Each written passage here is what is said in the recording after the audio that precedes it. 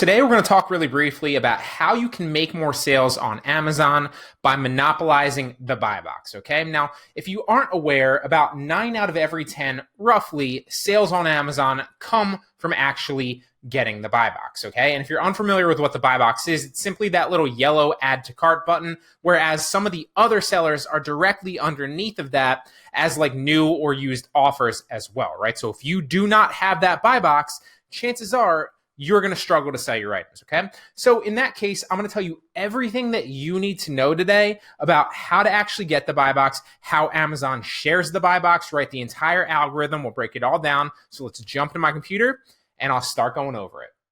So like we just touched on, about 9 out of every 10 sales on Amazon come from that buy box. So it is crucial that you know how to obtain it and all the information on how Amazon actually goes about sharing it, right? So it does rotate between sellers who are eligible for it and competitively priced, okay? Having the lowest price, however, does not guarantee that you will get the buy box. The buy box price is not always the lowest price on Amazon. And that's a common misconception here, okay?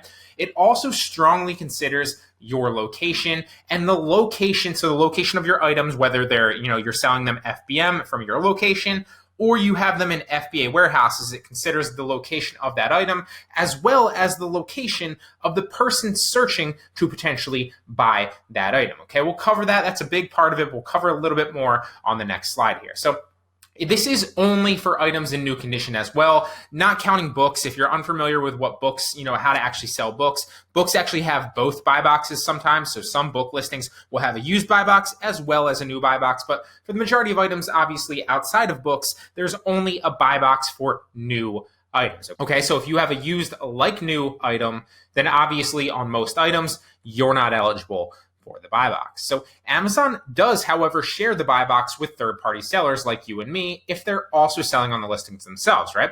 But it does not split those that share of the buy box 50-50, okay? So if you hop on a listing that Amazon's selling on, chances are they will not split it with you 50%, but they will share it with you here and there. Now, nobody knows the exact numbers of how often they share it and what those numbers are, but people have speculated that it could be as low as 10%, or as high as about 25% of the time. So make sure to factor that in when you actually see Amazon selling on a listing that you're thinking about sourcing an item for.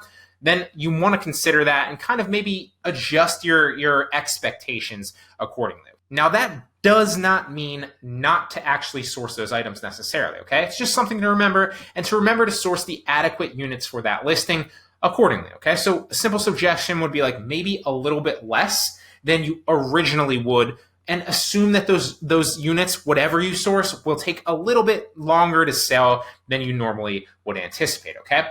I still personally buy items, and I've covered this in other videos as well, that Amazon is on the buy box with, and they do share the buy box with me fairly frequently, but like I said, it's just something to keep in mind, so manage your expectations. Now, Amazon's algorithm basically looks at each offer on that actual product listing and all the sellers that are offering products on that listing, right?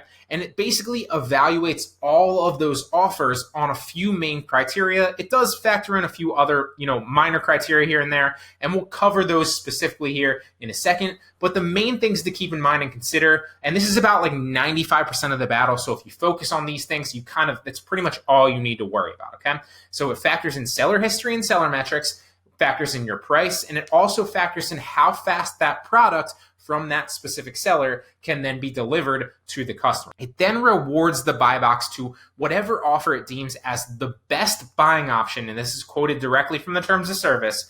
It rewards it to the best buying option for that specific customer, okay? So yes, that is the customer that's actually searching and where they're located. So if, for example, me and you are looking at the same product, okay, and we hop on Amazon at the same exact time, but maybe I'm on the East Coast and you're on the West Coast of the US, or we're on different sides of a country, right? But we are both looking at that same exact product and that same exact listing at the same exact time. It is very possible that we might both very well see different sellers and different offers on the buy box due to the location where we are and what products are available to us in FBA centers or from sellers around us quickly. You might see something that's priced $24. I might see something that's priced $26, but basically that's because Amazon has deemed that the best offer to us currently because the prices are relatively competitive with each other, and one might be, a day or two shorter delivery time because it's located in an FBA center fairly close to me, whereas the other one's all the way on the other side of the country, okay?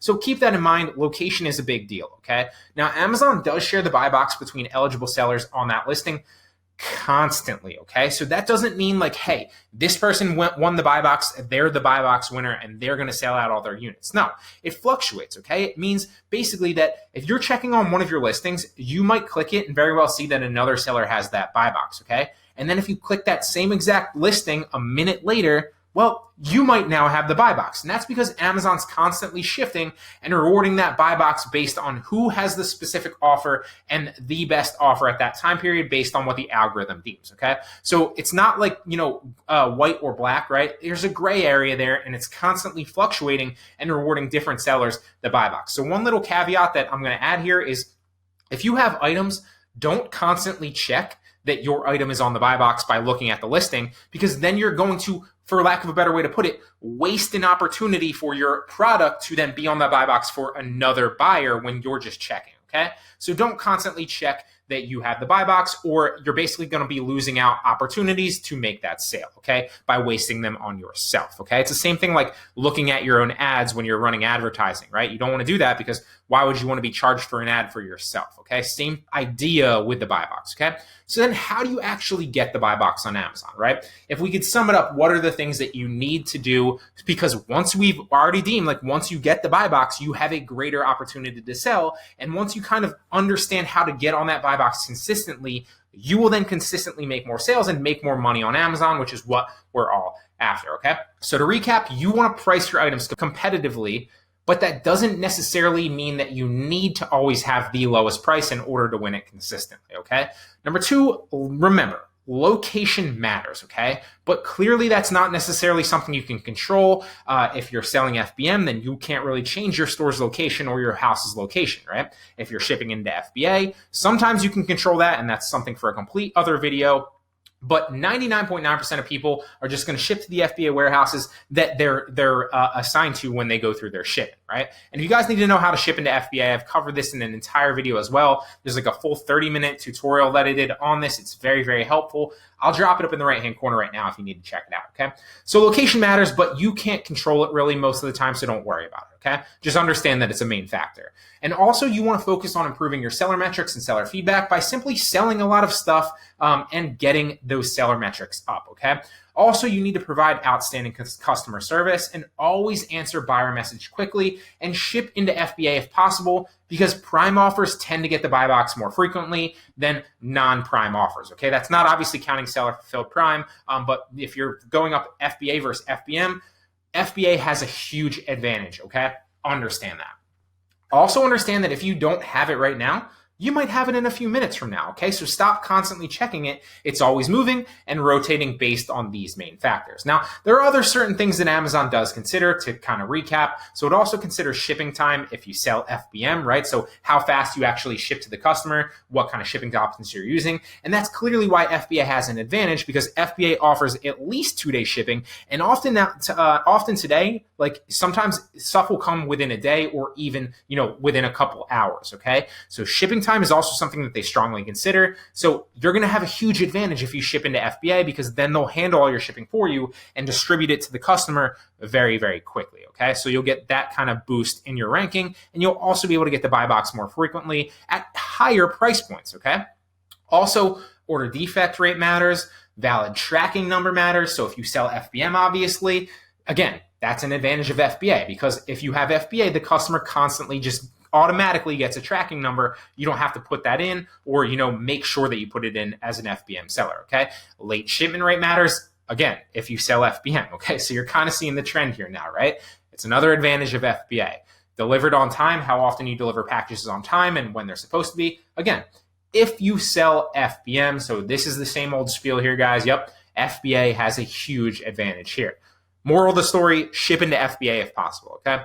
Now, seller feedback rating also matters. Customer response time, so that's like your messages and your requests. Feedback count overall, seller to seller, matters a little bit. Your inventory depth, so how many units you actually have compared to those other sellers, is also a slight factor, as well as cancellation and refund rate. So that's pretty much everything that you need to know on how to get and maintain the buy box and give yourself the biggest advantage going forward to get the buy box more often so that you can ultimately make more sales on Amazon and make more money.